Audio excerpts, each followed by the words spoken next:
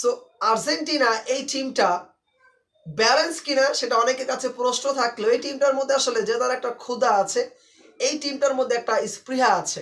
এই টিমটা জানে কিভাবে করে 15 থেকে 20 মিনিটে একটা দলকে জয়লাভ করাই নিতে হয়, এই টিমটা সেটা জানে। এবং সবচেয়ে মজার ব্যাপার হচ্ছে আর্জেন্টিনার টিম 90 মিনিট তারা ঠিকই খেলে, লাস্ট 15 মিনিট তাদের আসল রূপটা প্রতিপক্ষকে দেখায়। ইংল্যান্ডের বিপক্ষে আর্জেন্টিনার টিম যেই প্রসেসে খেলেছে, স্কালোনি কি ঠিক একই ধাঁচটা কি আসলে ফলো করবে কিনা ফাইনাল ম্যাচে স্পেনের এগেনস্টে, এটা কিন্তু বড় একটা প্রশ্নের জায়গা। আসসালামু আলাইকুম, স্বাগত জানাচ্ছি ইসমাইলের আরও একটা ভিডিওতে। স্পেন নাকি আর্জেন্টিনা, কার হাতে উঠছে ট্রফিটা? স্পেন তাদের দ্বিতীয় শিরোপা ধরবে নাকি আর্জেন্টিনা তাদের চতুর্থ স্টারটা জার্সির বুকে লাগাতে পারবে, সেটাই কিন্তু এখন হাজারো দর্শকদের মনে প্রশ্ন জেগেছে। এই ম্যাচটা ঘিরে আসলে উত্তেজনার কোনো শেষ নেই, তর্কেরও আসলে কোনো শেষ নেই। একেবারে মূল পয়েন্ট থেকে যদি আসলে বলা যায়, এই ম্যাচের পার্থক্য গড়ে দিতে পারে লাউতারো মার্টিনেজ। এখন পর্যন্ত 7টা ম্যাচ খেলেছে, 3টা গোল করেছে, একটা অ্যাসিস্ট করেছে তিনি এখন পর্যন্ত। লাউতারো মার্টিনেজ আসলে যে 3টা গোল করেছে তার মধ্যে 2টা গোল তাদেরকে আর্জেন্টিনা এই দলটাকে একেবারে ফাইনালের মঞ্চে নিয়ে এসেছে। লিওনেল মেসি অনবদ্য, তাতে কোনো সন্দেহ নাই, তবে লাউতারো মার্টিনেজ যেটা করে দেখিয়েছে সেইটা অবশ্য মনে রাখবে লিওনেল মেসি নিজেও। ইংল্যান্ডের বিপক্ষে যখন খুব একটা গোল দরকার ছিল, লাউতারো মার্টিনেজ কিন্তু ওই মেসির অ্যাসিস্টেই চমৎকার একটা গোল তুলে নিয়েছে। এই জায়গাটাতে লাউতারো মার্টিনেজকে স্কালোনি যেভাবে করে ব্যবহার করতে চায়, লাউতারো মার্টিনেজ কিন্তু ঠিক সেই ব্যবহারটাই করে দেখিয়েছে এবং সেই কাজটা করতে পারছে। একটা মজার ব্যাপার হচ্ছে স্পেন এবং আর্জেন্টিনার মধ্যে একেবারে মিল রয়েছে, তারা ছোট ছোট পাস দিয়ে খেলতে পছন্দ করে। এবং আপনি খেয়াল করে দেখবেন, মানে বাদিকের যেই সাইডটা রয়েছে, আর্জেন্টিনা মূলত বাদিক থেকেই আসলে বেশি আক্রমণ করে থাকে। যতগুলো ম্যাচ দেখেছি, যতগুলো গোল হয়েছে, তার ম্যাক্সিমাম গোলগুলোই লাউতারো মার্টিনেজ যে 3টা গোল করেছে, 3টা গোলই তিনি ওই মানে বাম সাইডটাকে তিনি আওতায় করে কিন্তু গোলগুলো করেছেন। সো লাউতারো মার্টিনেজ স্পেনের জন্য খুব ভয়ঙ্কর হতে পারে। লাউতারো মার্টিনেজের পরে যদি আসলে কার আসলে দায়িত্বটা বেশি, সেই ক্ষেত্রে এনজো ফার্নান্দেজ আউটস্ট্যান্ডিং। এনজো ফার্নান্দেজকে নিয়ে আসলে নতুন করে বলার কিছু নেই, এর আগে ভিডিওতে বলেছি যে আর্জেন্টিনার এই ফাইনাল ম্যাচটা তাদের আসলে হতে যাচ্ছে, অনেকগুলো কারণ আছে। এনজো ফার্নান্দেজ তিনি কিন্তু আসলে সুইজারল্যান্ডের এগেনস্টেও ডিবক্সের বাইরে থেকে একটা চমৎকার গোল করেছিল, এবং আমরা দেখেছি ইংল্যান্ডের বিপক্ষে মেসির অ্যাসিস্ট করা বলটাও ডিবক্সের বাইরে থেকে তিনি শুট করলে চমৎকার একটা গোল কিন্তু তুলে নেয় এনজো ফার্নান্দেজ, এবং আর্জেন্টিনা সেই ম্যাচটা জয়লাভ করেছে।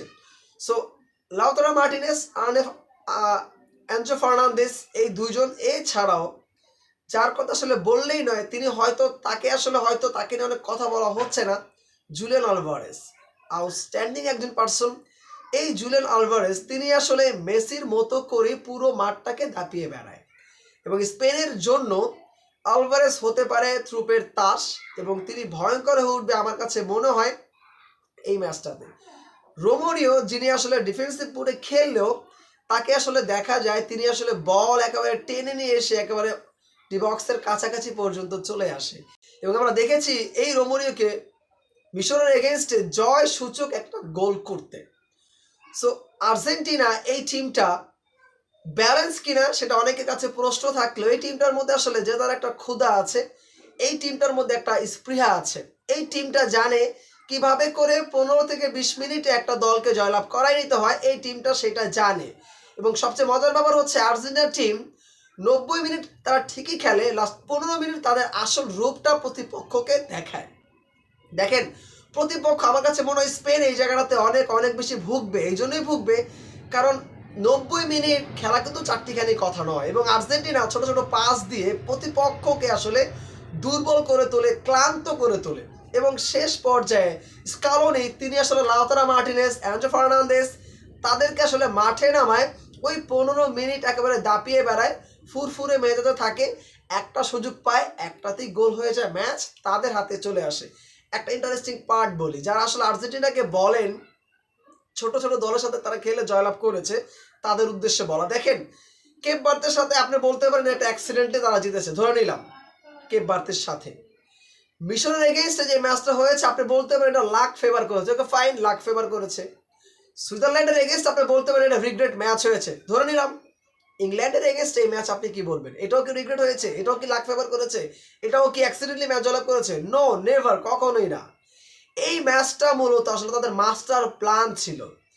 মানে আর্জেন্টিনা এই দলটা এই ধাঁচেই খেলে, প্রতিপক্ষ অনুযায়ী তারা আসলে দল সাজায়, প্রতিপক্ষ অনুযায়ী তারা আসলে ম্যাচের মুভমেন্ট তৈরি করে এবং ঠিকঠাক মধ্যে ম্যাচগুলো জয়লাভ করে নিয়েছে। শেষ আপনার যতগুলো ম্যাচ দেখবেন প্রত্যেকটা ম্যাচেই তো আর্জেন্টিনা জয়লাভ করেছে, প্রত্যেকটা ম্যাচে কিন্তু আর্জেন্টিনা দল এই ধাঁচের ফুটবলটাই খেলেছে, শেষ 10-15 মিনিটের মধ্যে ম্যাচ কাভার করেছে।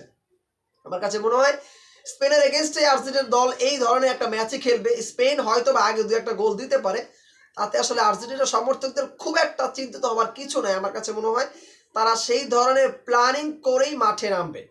এবং যেহেতু লিওনেল মেসির শেষ ম্যাচ, বিদায় ম্যাচ, নিউ জার্সি স্টেডিয়ামটা তাকে রাঙাতে চাইবে, আমার কাছে মনে হয় শ্রেষ্ঠত্বের মুকুট ওই লিওনেল মেসির মাথায় উঠবে, এটা হয়তো লিওনেল মেসি নিজেও চায় এবং ওই মাঠে যারা আছে তারা সবাই চায়। সো দেখা যাক সেই কাজটা লিওনেল মেসির এই টিমটা করতে পারে কিনা। লিওনেল মেসির জন্য অবশ্যই মানে কি বলে যে অধিনায়ক হিসাবে তার এটা একটা সুযোগ যে অধিনায়ক হিসাবে 2বার ট্রফি জেতার। ব্যালন ডি'র সামনে রয়েছে, গোল্ডেন বুট, গোল্ডেন বল দুটোই কিন্তু তার হাতের সামনে রয়েছে। একটা গোল প্রয়োজন, একটা অ্যাসিস্ট প্রয়োজন, তাহলেই কিন্তু লিওনেল মেসি তার সর্বোচ্চ কালের সর্বোচ্চ রেকর্ড সবকিছু কিন্তু একবারে ভেঙে চুরে দুর্মুচ করে দিবে, মানে তার ধারে কাছেও কেউ থাকবে না। সো লিওনেল মেসি নাকি স্পেন কার হাতে উঠছে ট্রফি সেটা জানার জন্য আরও একটা দিন অপেক্ষা করতে হচ্ছে। তবে অবশ্যই চাইবো সত্যিকার অর্থেই লিওনেল মেসির হাতেই এই কাপটা উঠুক। দেখা যাক শেষ পর্যন্ত কার হাতে আসলে কাপটা ওঠে। আপনাদের মতামত জানাবেন কমেন্ট বক্সে আসলে কি ধরনের ম্যাচ হতে যাচ্ছে। ধন্যবাদ সবাইকে। আসসালামু আলাইকুম।